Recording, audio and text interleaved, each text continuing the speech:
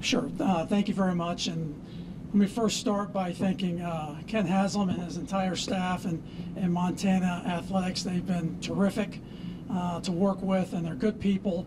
And you can clearly see why Montana is an elite program in the FCS division. And quite frankly, what you see here is no different than what you see across the country at the FBS level. So congratulations, and looking forward to a great day tomorrow.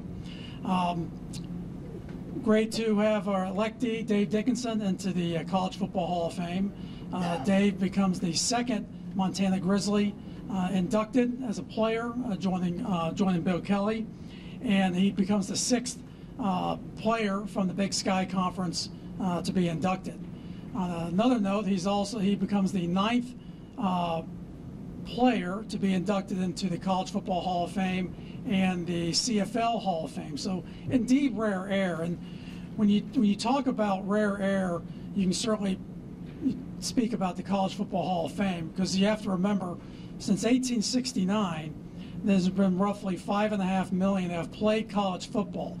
And in that time, only 997 players have been inducted.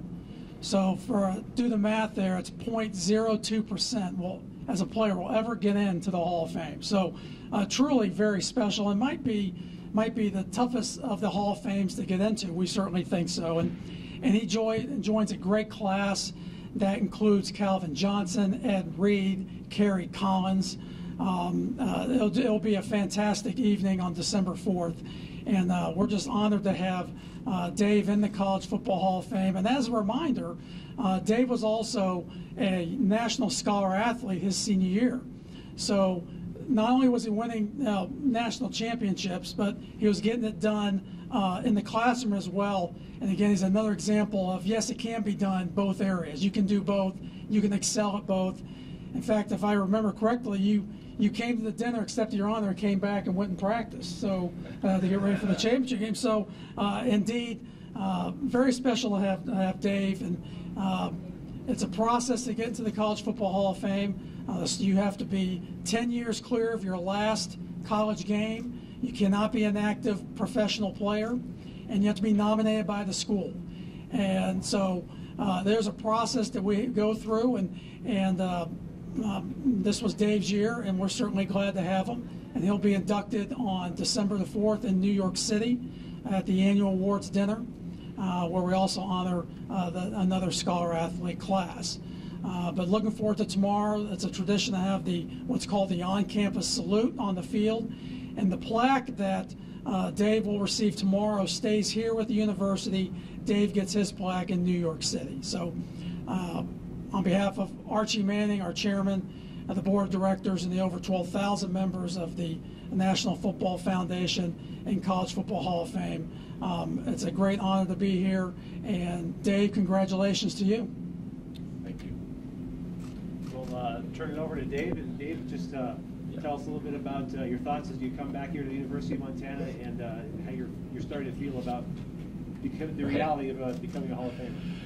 I really shouldn't need an excuse to come back here, because this is the best place in the world, but I'm very proud to be part of this group. And I love football. I love the history of football.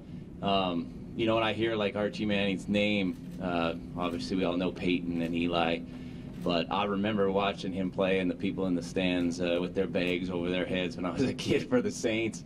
And to be honest, respect these guys. And I think what we're learning is respect has to go a long way in the college game, as well as any professional game, but any team game. And as a coach, you're just trying to build the right type of team. It's not always the greatest athlete. It's not always the guy that can jump the highest, run the fastest. I think there's room for people that know their roles, get everything out of their body that they can, are willing to sacrifice. It's a very selfless game. The best teams have players that'll do whatever it takes, regardless if they're getting the credit or not. And playing quarterback, to me, is just, you always seem to get the credit and the blame if you don't do well, more than you deserve. And I feel like I'm representing our team, our university, the state of Montana. I hope people are proud. Did I ever think I was going to get in? No. I had this dream, though, that it might happen. mainly because I guess being a guy that, you know, you felt like you really did something, and you put some special marks on history. I've always told my players, you're going to be a part of history regardless. Make sure it's positive. Make sure it's the mark you want. We write our own story, and that's something that I work hard trying to get through to my players as a coach. Looking forward to just being out here with the Grizz. You know, I didn't know I was even going to play another game after the national championship game. I thought that might be it. You know what? It would have been fine because it ended perfectly. Storybook ending for us. But being part of this group, and I know all these players. I mean, I grew up, obviously, I'm a Nebraska fan, so we got one of their O-linemen in the group. But I'm excited to just hang out with them. I just want to be, like you say, I don't know necessarily if everyone's going to know who Dave Dickenson is, but I know all these guys. I do have a recollection of a story. My dad worked for Topps baseball cards, football cards, and he was down with Peyton Manning signing 2,000 cards to put in those packs that all the kids want that are valuable now. And Peyton Manning knew who I was. And to me, those are things that, you know, you did the right thing. And yeah, ultimately, I'm proud to be here. I'm excited for the game. You know, we'll see what it hits home. More than anything, though, I do enjoy being here with my family and being part of a group that is so special and representing Montana, and that's what's the best thing about it. Any questions for either? Dave, where does this rank on the list of accomplishments you've done in your career? Yeah, this is up there. I mean, it's a team game. There's no doubt about it. It's special, though, no doubt. You know, I don't know. Like, I think it hits home as you see your teammates and all that. But like we were talking about, the numbers are insane. I wasn't even sure they'd let a guy from Montana in anyway. I didn't know Bill Kelly was in, but you know, it just seems like sometimes we're so far off the beaten track. And now you look at what the university looks like and the facilities the guys have here. And I remember back, it wasn't like this when we showed up. In fact, we just got into a new stadium. They kept claiming we were going to get new locker rooms. Never happened. But this is way up there. And, you know, I'm not going to have a lot more of these days. So, I mean, I think it's pretty cool that, you know, as you get a little older, you can kind of reminisce. It was a special time. I think you look back and that type of deal, it was real pure. Football was pure. I didn't feel anything about business. I had no idea what the heck the university was making money in that. It didn't matter. You were here to play a team game, represent your coaches and your family, and see if you can get it done. And I do admit, you know, you need that championship sometimes to validate your work. And for us to get it done that year was big. I've been on the other end of a couple major losses the last couple of years. And yeah, it's always obviously validates what the time and the sacrifices you put in when you get the win. But whether this happened or not, I was still going to be proud of what we did. But to be able to represent the Grizz and go in with such a great class, I'm pretty excited. You said you hoped to be here, but that was after you had already accomplished everything. What if somebody came to you after maybe a freshman practice at Seymour and said, hey, 3 decades from now you're going to be inducted in the College Football Hall of Fame? What would you have said? Well, you guys see my son, he's 78 pounds. That's how big I was in 9th grade. He's in 6th grade. I was tiny. In fact, I couldn't even play they had an A and a B team in junior high. I had to play on the B team. I was too small. Probably the best thing for me. I wasn't very good up until about grade 10, and I honestly think they might even scholarshiped me here just because I had a good reputation and they were trying to get Montana kids. I don't really believe in their heart they thought I was going to be their guy. But I just don't take no for an answer and just figured it out. You know I'm not as gifted physically as a lot of the guys, and I'm not as good a player as them either, but what I think's so cool about the College Hall of Fame is they recognize that what sort of impact did you make?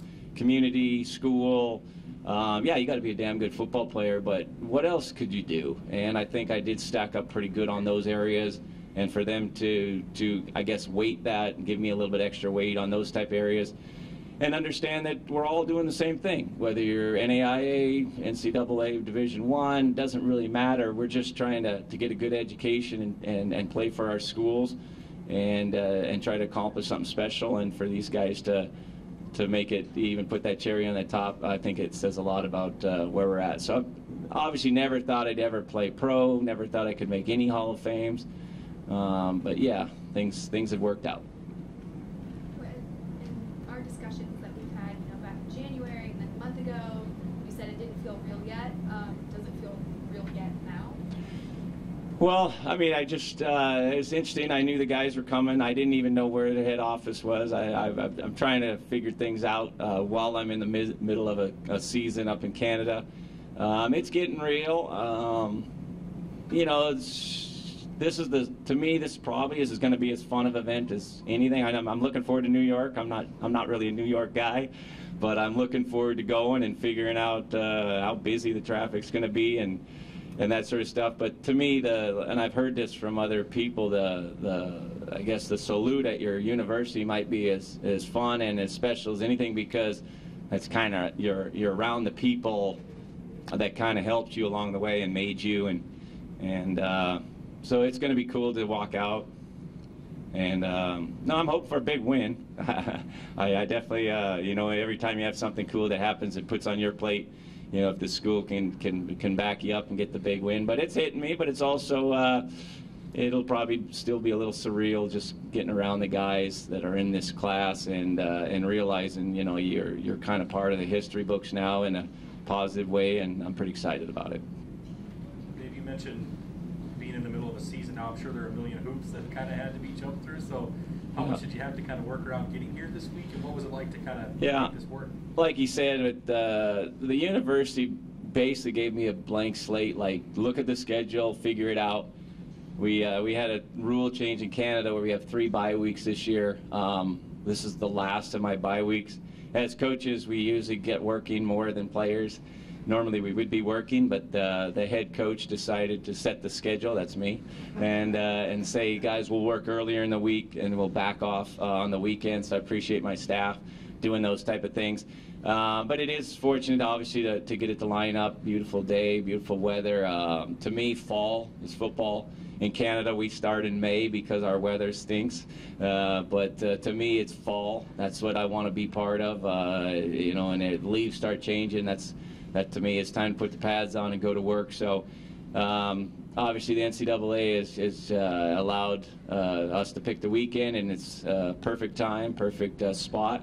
And like I said, I haven't watched a Grizz game now in 13 years, which I don't know why. I got to get off my butt, but I do think that it's going to be the quality of athletes you're getting these days. To see what this stadium is all about, the fan support still is about as good as anywhere in the nation. It's going to be a great day. Do the fans in Calgary and your Stamps players realize what you were down here south? What I was? I'm still that guy. There you go. Probably not. I mean, I don't know. Like, I've had many coaches, and some of them that would bring out their highlight tape of when they played, and it doesn't resonate with me as an athlete. So I don't really try to tell them how great I was or those type of things. We have a bunch of Big Sky players on our team. In fact, our middle linebacker, won Defense Player of the Year, is Montana State alum, so that hurts.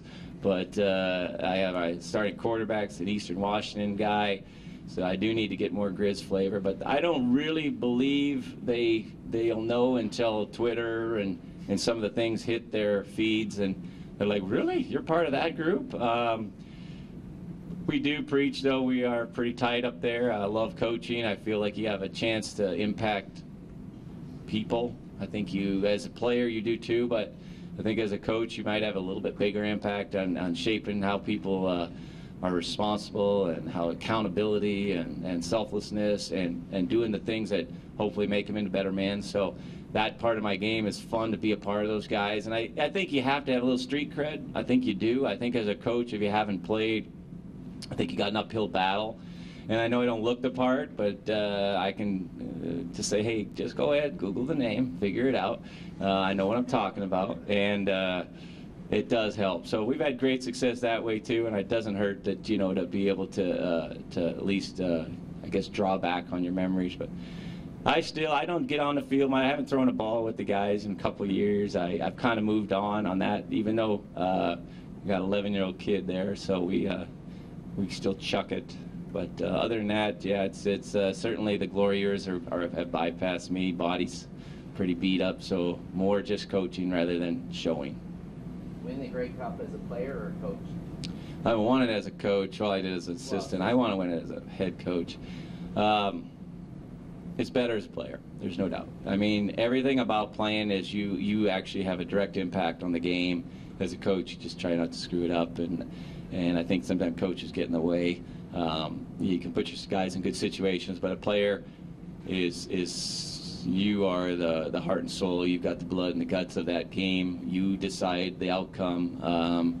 So anything you do as a coach, I think you're so dependent on your guys. You're so thankful that they're willing to sacrifice for you. But as a player, I think you do feel like you kind of got the pulse of the game. You're more right in the battle, and to me, it's still more special as a player. I was just gonna say, worked out too this week. CMR's in town tonight, actually. So I should have paid attention. That's it. I got my parents in town. We're gonna go to the depot for a little dinner and hit some of the old guys. But I didn't know that. But that's a good idea, especially with what it is. I've lost contact a little bit with my alma mater on both sides. It's kind of sad because sometimes you get in your own little world. But I agree with you. I know Missoula. I feel like I have a good connection now with the coaching staff. I'm going to try to be a bigger part of just being part of the family. And then obviously CMR moved on from my head coach, but Gary Lowry's their guy. And I know it hasn't been going so well for the Great Falls teams. Great Falls High seems to be playing a little better, but it would be nice to get out there and see the Rustlers go. And I'm not sure I'm going to make it, though. I'm only here for 2 days and trying to get as many people in as I can, but certainly still try to follow.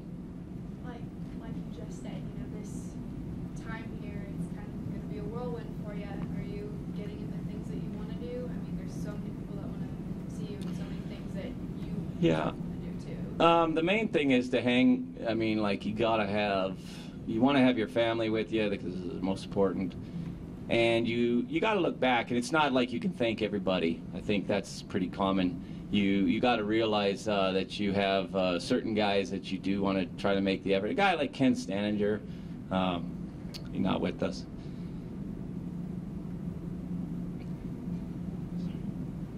It would be nice, but some things don't happen. What's it like being able to kind of show your son pictures of you and all that kind of stuff walking down the hall? Well, he laughed because I had hair. And no, it's it is cool, but he'll do his own path. He'll go to his own schools. He'll figure it out. But what's nice is that they really have done a nice job at preserving history and giving us older guys a chance to kind of reminisce. Also, it's quite the facility, but I think it's you gotta, like I said, I really played the game to try to create a footprint, a legacy. I did, and I guess if you don't get back, sometimes you lose track of where you were. And so I think it's important to always, figure out where you've been, to figure out where you're going. And I get so involved, so busy. I think we all do. And if you don't just settle down a little bit, take a deep breath, and kind of remember back to what basically some of the best times of your life. I think that's important to do that. And it is difficult to prioritize kind of what's important to you. Got your family and your team and this and that, but I feel like the Montana people have always really adopted me. I feel like wherever I've been, I was in San Diego, and all of a sudden the Grizz people down there, a guy named Brad Kleiber reached out. Hey, what can I do for you? Can I help you out? Just stuff wherever you're at, whatever city you end up landing in. There's some extension of the Grizz Nation and Grizz family that they don't even know you, and they reach out to you and try to help you out. So that's I don't know if that's common in a lot of places, but I think it is more associated obviously with colleges, universities versus in pro teams. But I feel like Montana has been behind me all the way, and hopefully I've done a nice job. A couple more questions? You talked about your size a couple times already. How much has that just kind of driven you throughout your whole football life? Well, I don't know. I was anxious to see. There's a couple other guys not super big on this, but I always look at like Charles Woodson on TV, and I feel like Charles isn't a very big guy, and I think he's like 6'3". And I looked at him next to Randy Moss and these guys on TV. I'm like, man, I knew I wasn't going to fit the mold. Kind of knew that I'd probably get short-selled. I didn't even really want to go to a bigger school than Montana because I felt I probably wouldn't get the opportunity that I hoped to get and deserve. I thought this was the right fit. But the thing about it is you're only born with what you got, so figure it out and take advantage of it. Because, like, okay, so maybe I'm tall, maybe I'm not as quick. You know, maybe I'm not, I had good feet. I was able to get in and out of jams. So you just take with what you got, and no excuses, though. Just make sure that, you know, I think I can still beat you. I think line up across me, I'm gonna do everything I can to beat you. And so I never used it as an excuse. The thing about it is quarterback, I felt this more NFL than anything else, is that if a guy brings you on your team and you're 5'10", 185, and you fail, that guy that brought you in, he loses his job. Whereas if the guy that brings you in and you're 6'5", 230, and the player fails, it's all the player's fault. And that's where I couldn't find the right fit professionally, NFL, to stick their neck out of line, I think, long enough or far enough to get my foot in there. That's probably my only real regret as far as my football career is that I couldn't at least get a snap in the NFL. But, you know, it is part of the journey. It's part of the story. And that's probably like the only thing that hasn't worked out for me. And ultimately, I still feel like if I would have got the chance, I could have done it. So, you know, you just go with what you got. Like I said, I've always been smaller. If I wasn't so damn stubborn, I might have got quit in football because I was getting crushed at a young age, and I just wouldn't give up, and that kind of has served me well at long term. So, you know, those are the type of life lessons I think if you pay attention to them, you figure it out. That's probably what makes you who you are.